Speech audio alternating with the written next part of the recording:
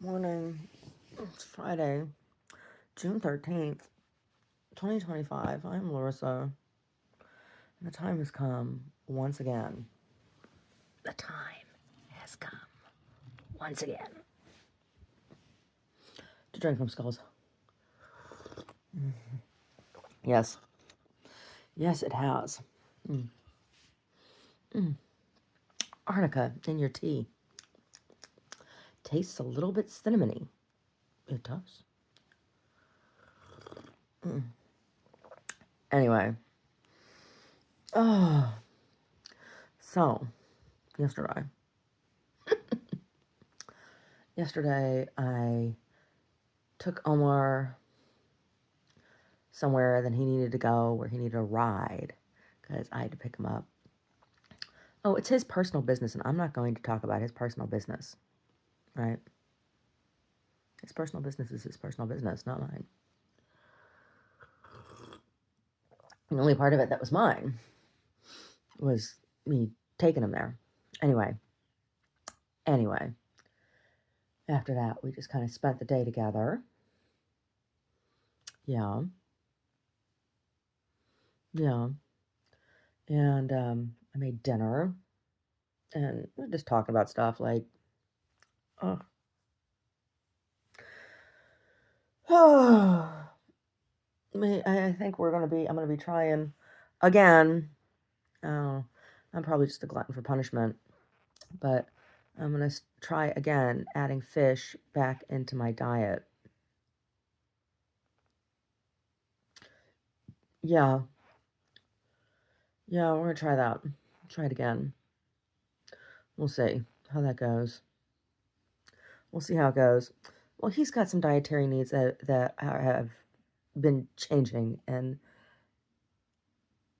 they don't mesh with my diet, and it'd just be a lot easier and less work for me if I'm cooking one meal for both of us. It'd be a lot easier if I can get my body to accept animal protein. We'll see, because it hasn't gone well any other time I've tried. Anyway, we'll see.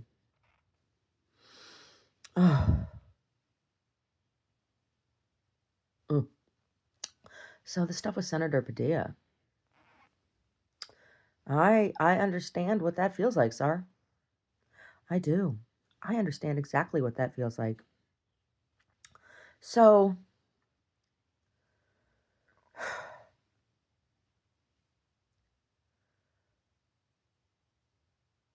I don't believe that Noam did not know who he was. I don't believe anything that is coming out of the White House. And at the same time, Democrats are not, and I no way support what's happening. All right. Do not get me wrong here. I am not a Trump supporter, and I do not support what's being done by the Trump administration. I understand. What I'm saying is, I understand how we have gotten to this point, and the Democrats are getting a taste of what they have been doing to citizens, to citizens who were calling them out on things up until this point. So this all started back in 2011. Well, it started before that, but the logistics, the public logistics of getting this stuff into place, started back in 2011 when Barack Obama suspended habeas corpus indefinitely. So, what is habeas corpus? It is the right to be considered innocent until proven guilty, and the right to a speedy trial by your peers. That's habeas corpus. And he signed legislation that puts into effect indefinite detainment. And this was done because of Gitmo. So when Barack Obama was elected, he was partially elected on a campaign promise of closing Gitmo. And that was because they were detaining Afghani prisoners down there and other prisoners, unspecified, right? And it is suspected that they were holding American prisoners there. Well, there was a stink about this, and this was under the Bush administration. There was a big stink about this, and so Barack Obama ran on the campaign promise that he was going to close Gitmo. Instead of doing so, he signed this legislation that suspended habeas corpus, and in fact then allowed unlawful detainment, indefinite detainment without a trial. So these people could be kept at Gitmo. And then it also opened the doors for citizens to be kept there, U.S. citizens, right? Not just unlawful combatants or enemy combatants, which had been the case up until that point, at least publicly, right? Yeah,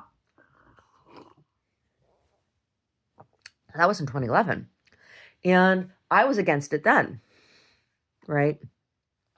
Because of the implications of that, right? Like being able to jail your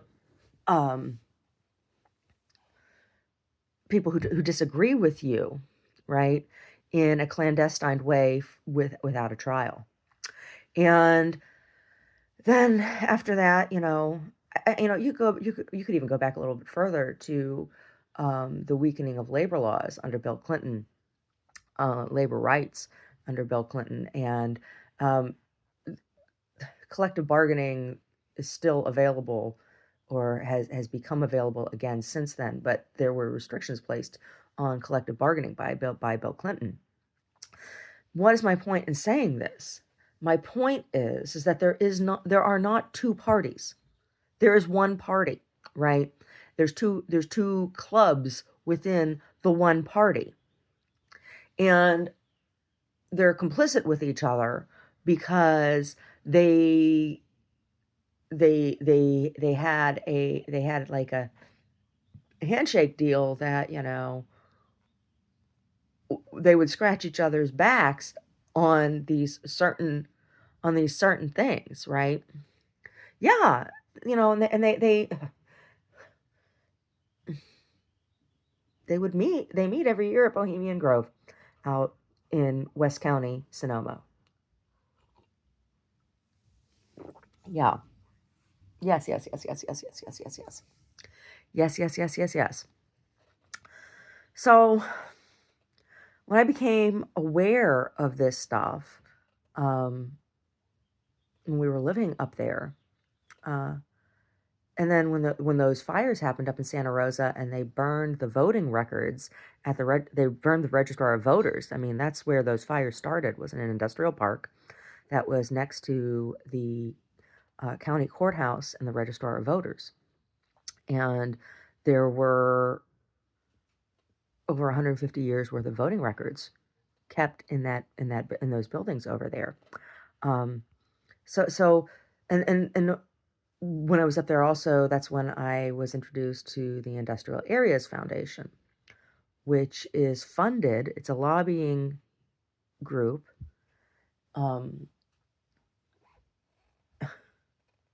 It's a lobbying and organizing group based out of Chicago. Hi, Sar. Hello, Sar.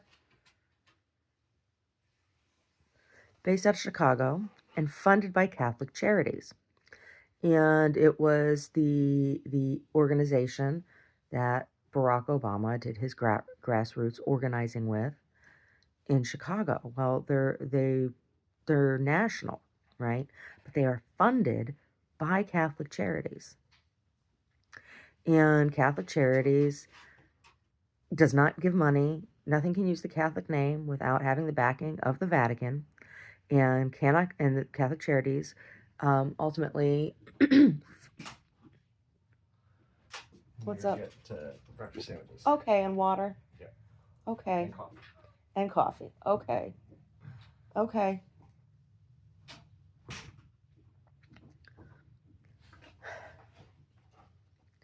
So the Democrats are complicit, right? They just thought that they were going to be immune from the stuff that they have been doing to citizens. So I started speaking out when I learned all of this stuff, right? Um, because as a Catholic, as a person who was raised Catholic, I'm not sure. I don't think anybody would consider me Catholic anymore. Christian, yes, I've always been a Christian. Catholics are Christians, yes, they are. But I'm not sure anybody would call me Catholic anymore. Um, so it has always been the goal of the Catholic Church and of the Vatican to overturn Roe versus Wade in the United States, and that's the beginning. And then to stop, then to institute blanket anti-abortion policies. And this is to subjugate women. That is the only thing that they care about, right?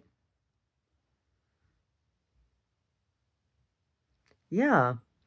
And the reason that the Vatican is irritated by this is because what's going on now is because they don't have the sway in the evangelical community that they have in the the progressive community. Yeah, believe it or not.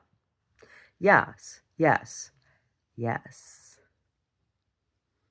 And I think Democrats that are in elected positions now are starting to understand that, right? So I first was banned on Twitter before it was X. I was banned on Twitter um, after two things happened.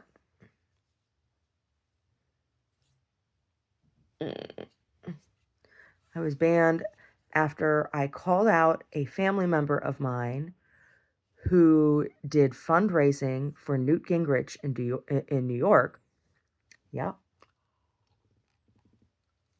When after I didn't know that they had done that, and it was at the time when I found out about it had been revealed to me by by a deacon at the Catholic Church of what the church's goal was in conversation. Right? I had a weekly or bi-weekly meeting with this person because I was active in the church, right? Yeah, deacon that was an assistant directly under the bishop, right? Yes. So I knew this, and we had words about it.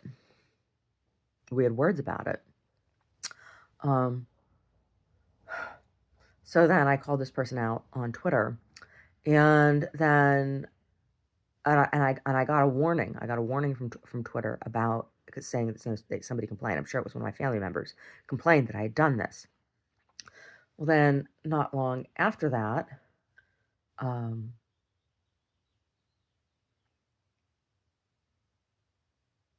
no, I was banned for that. Yeah, that I was banned. I was banned.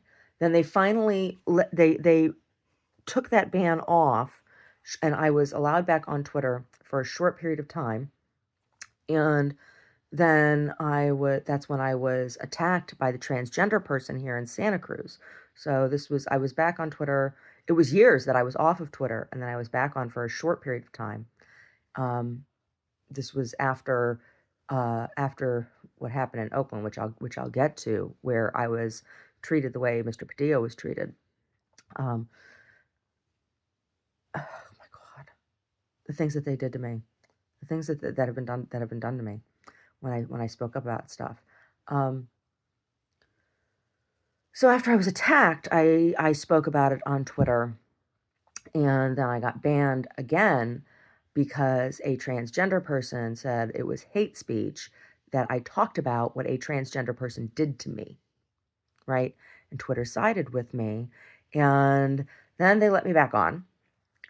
And then I criticized something AOC said. I criticized AOC. And then I was banned. I was told I could come back on if I deleted my what I said. Well, I didn't lie. I hadn't told any lies. I hadn't used any racial slurs. There was no hate speech in what I had said. It just did not mesh with the Democratic Party's ideology, and called out one of their sweethearts, right? So I got banned. Well, then Elon Musk bought it and turned it into X, and I opened a new account for my business. And after I was denied healthcare services in the emergency room of Dignity Health Dominican Hospital here in Santa Cruz, I believe because I'm pro-choice. I think there might be some other stuff too, but I was denied healthcare. Now I have significant permanent injury as a result of being denied that care. And I called them out. They were based out of Sugar Land, Texas, and they turned me into collection because not only did they deny me care, but they charged me for services that I did not receive. And we paid up front at the emergency room at the time of my visit for all of the charges they said were coming at me, and then sent me a bill for an additional like $400. It was like 400 and some change, right? And I never received any of the services that were on the bill. I received 2 lidocaine patches. That was it. They said they did x-rays, but then were unwilling to provide me with copies of those x-rays. Oh, it went back and forth, back and forth, back and forth. We've never been able to verify that they took x-rays, or that x-rays that they have on file under my name are of me. Right? Oh yeah, this went back and forth. This went back and forth.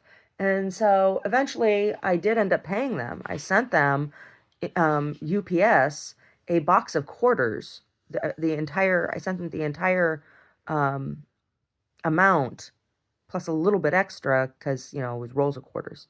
I said, oh, that should cover. It was like rounding up to the next dollar, some kind of thing, right? It's like I didn't send them lots of extra money, but it was all quarters, and I smeared them all in Vaseline and X-Lax, and sent them coat hangers, because that's what this was about. This was about Roe versus Wade stuff, right? Yeah, yeah. So like this shit has been going on, and it was permitted here in California because I was inconvenient to the Democrats too, right? So what am I talking about? So Catholic Church has their fingers in lots of different pots. When we were living in Oakland, when we were living in Santa Rosa, I had done work with undocumented community. This was all volunteer. This was volunteer work and incarcerated youth. And I had some of the volunteer work I had done was helping undocumented persons fill out paperwork for applying for renewing visa renewal, applying for visas, green card renewal, applying for green cards, and applying for citizenship. Yeah. So I did that work, and then I did health advocacy with undocumented community, people who were working in agricultural industry and in IHSS. Yes, IHSS. Yes. A lot of people don't understand that. IHSS workers, which are that's done, you have to register to be an IHSS worker with the state. It's part of the Medicaid program. A lot of the people that do that work, right, where you get to be paid to be a caregiver for by an hourly rate for people who are on Medi-Cal, um, need somebody to come in and help them with like day-to-day life, right?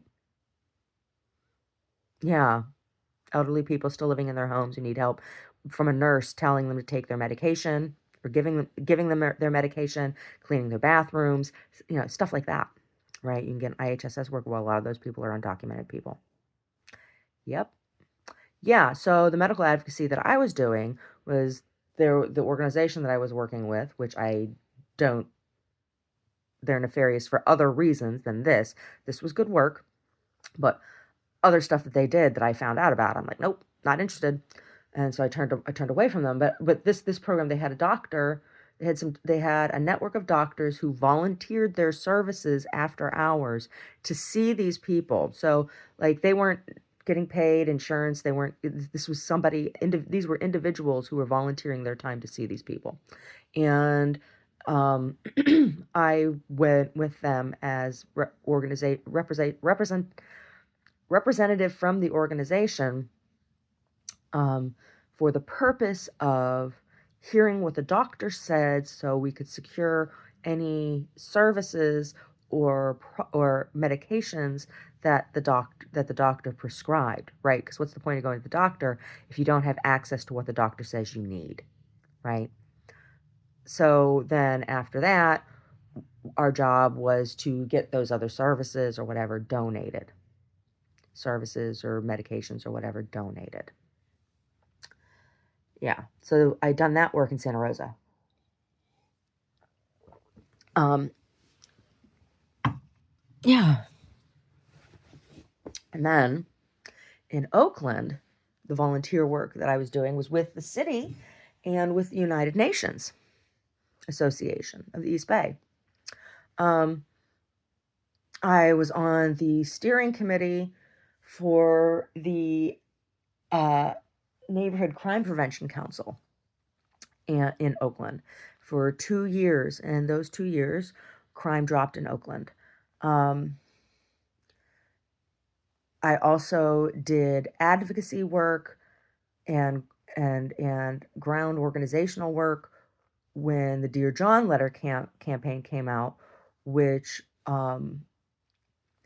if you're not familiar with what that is, it is slash was a program where information about how to get out of human trafficking was distributed in flyer form to certain types of businesses, bars, nail salons, massage parlors, restaurants, stuff like that. It's now law that this information, just like labor law, has to be posted in places. It's now law that this information has to be posted in places, right? So this was before it was made law that these things had to be posted. I was distributing that information in the pilot program, as well as log forms in neighborhoods for anti-human trafficking for the Dear John letter campaign directly, which was, people in neighborhoods where prostitution was happening regularly, tricks were being turned, on the street or wherever, sometimes just right out under the train tracks, kind of thing. And when the cars would come in and park, then neighbors were asked to log their license plate numbers, right? Not your neighbor's license plate numbers, people who lived around you, but, you could tell, Anyway, the county would send, when you turn in your logs at the end of like every couple weeks, you turn them in. And then the county would send a letter to the address registered to the license plate, warning them, just informing them that their car had been seen parked in a high traffic area for prostitution and to be careful when visiting the city, right? And so it was meant as a deterrent to let family members know,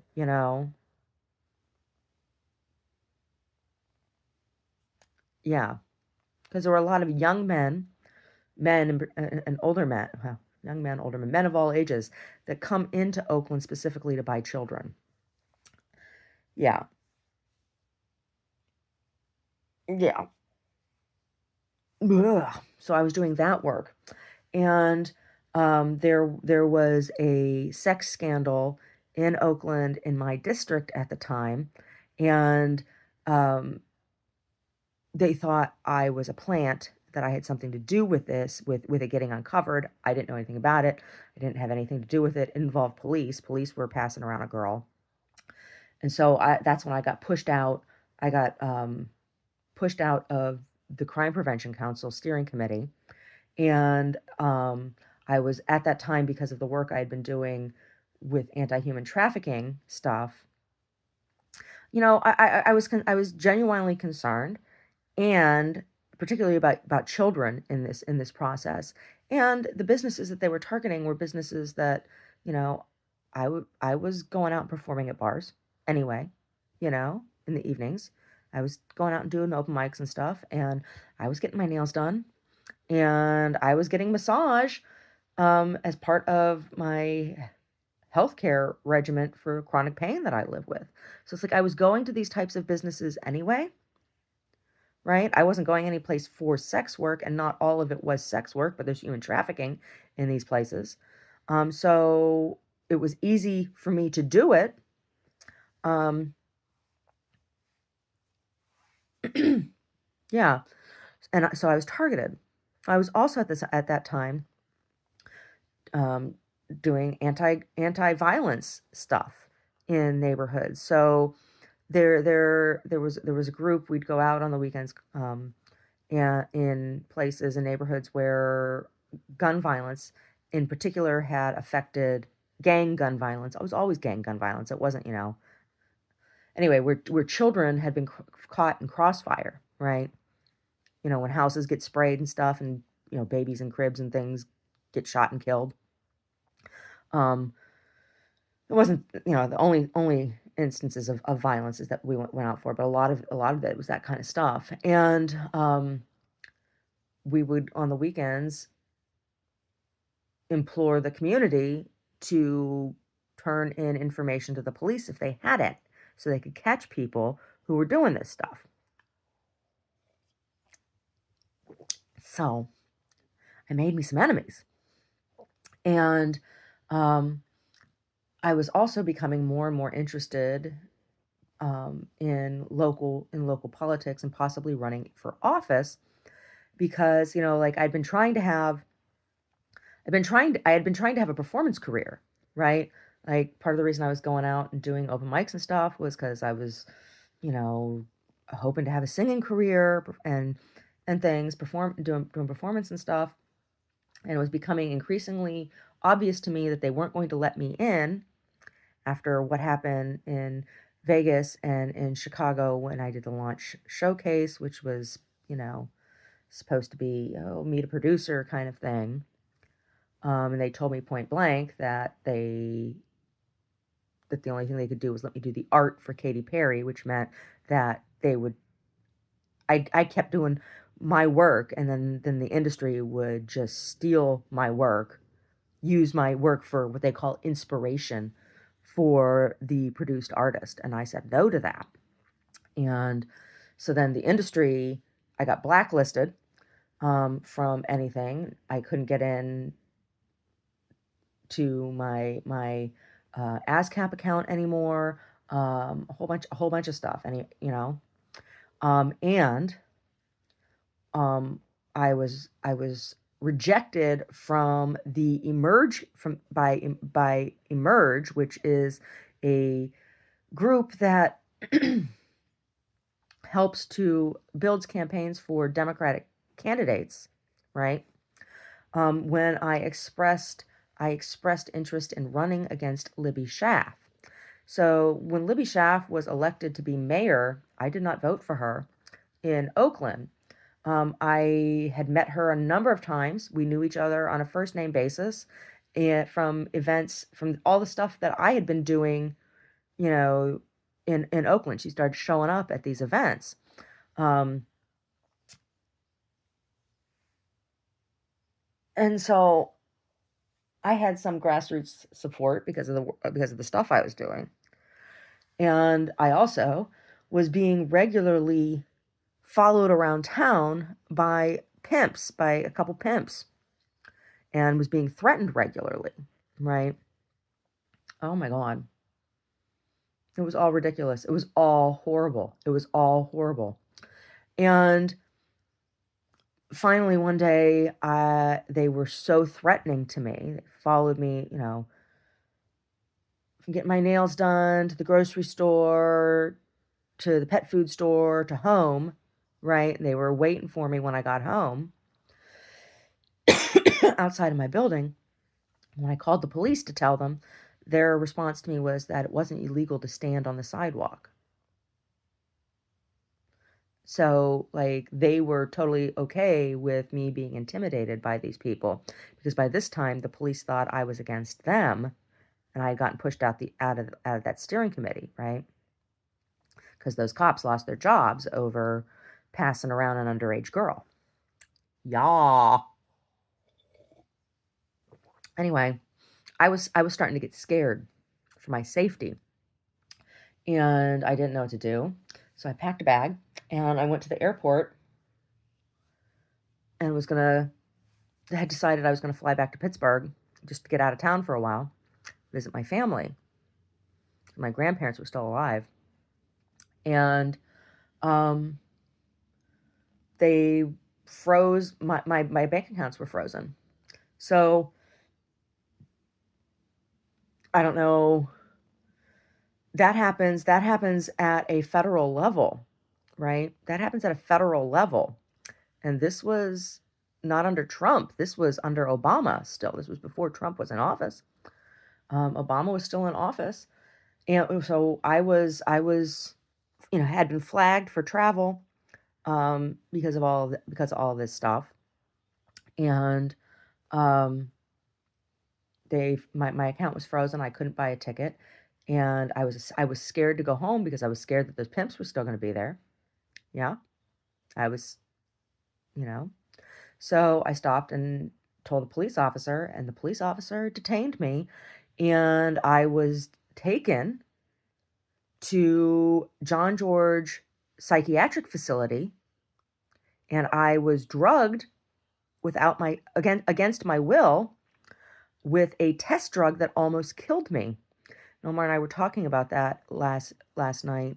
There was stuff I had about that I had never told him, and I didn't realize that I hadn't told him. Like, extremely traumatic what happened. Extremely traumatic and illegal, very, very illegal what happened because um, patients have rights, and I know what they are because of the medical advocacy work that I've done.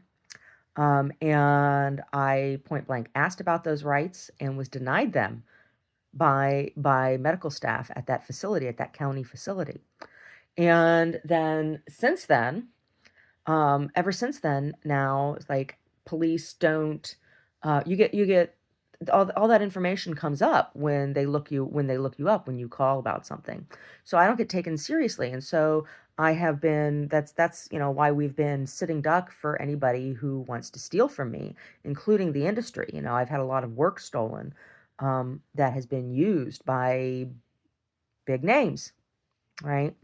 And I have hard proof of it that it's my work, right? Like, but I can't get legal representation because I don't have the money to pay for it, and nobody wants to take it pro bono, even though I have a case, because in intellectual property cases such as this, their bread and butter are the big companies, right? And if they were to take a case like mine against these big companies that have done this to somebody like me, right, then they would lose their bread and butter, right, which is representing these larger companies. Yeah. So, and stuff that has been stolen from me has been used by artists that have publicly backed Democratic candidates, right? So when what happened to Alex Padilla, like, that was very reminiscent of what happened to me at at that airport and at that hospital, and also by my own family, right? My family is largely anti-choice, and they were last time I saw my family was at a funeral, and I was attacked in a very similar way, right? So like Mr. Padilla, oh my God, now it's coming back around to get the Democrats, and he's not my representative. I don't think so. I don't think he's. No, I have Jimmy Panetta is my senator, um, but all of these things I have written to my representatives about, and I've written to Gavin about. Nobody will do anything about it. Police don't take me seriously. Well, now the Republicans are doing this to you, right?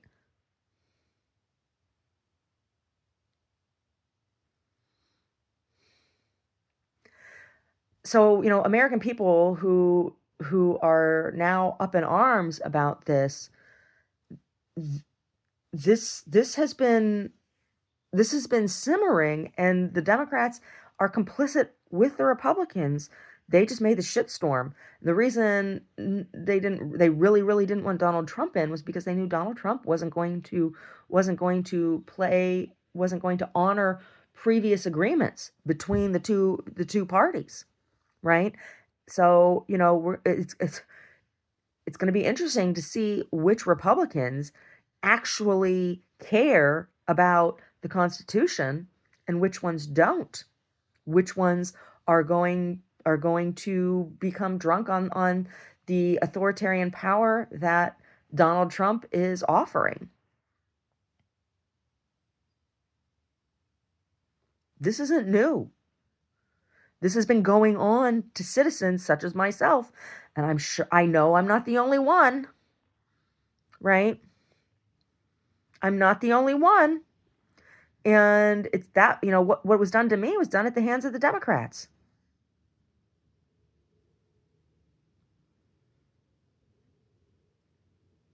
Yeah. That's why I left the Democratic Party and went third party. Right now I'm unaffiliated. I've decided that political parties are not worth the hassle. Yeah. There's no political party that I want to go to. I'm sorry. None of you got good goodie bags.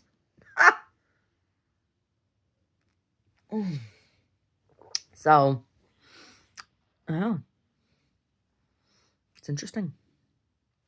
It's interesting. Yeah.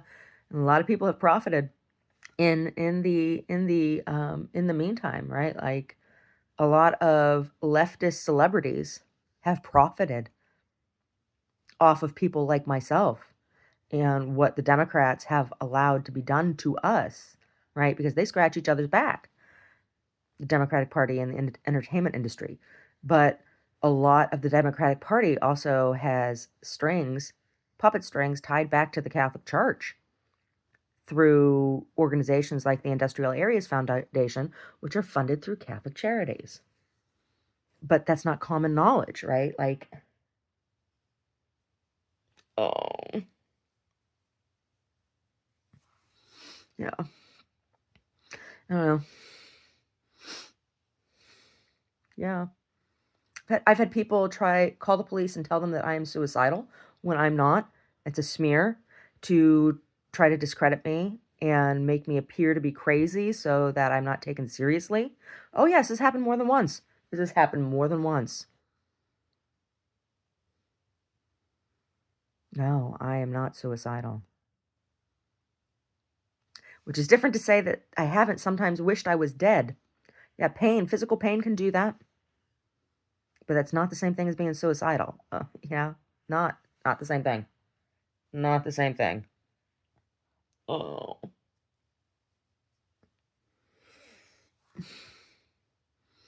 Yeah. Mm.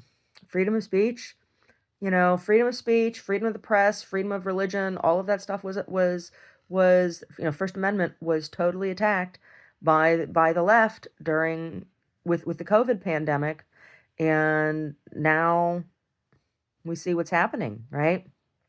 What's good for the goose is good for the gander. Mm.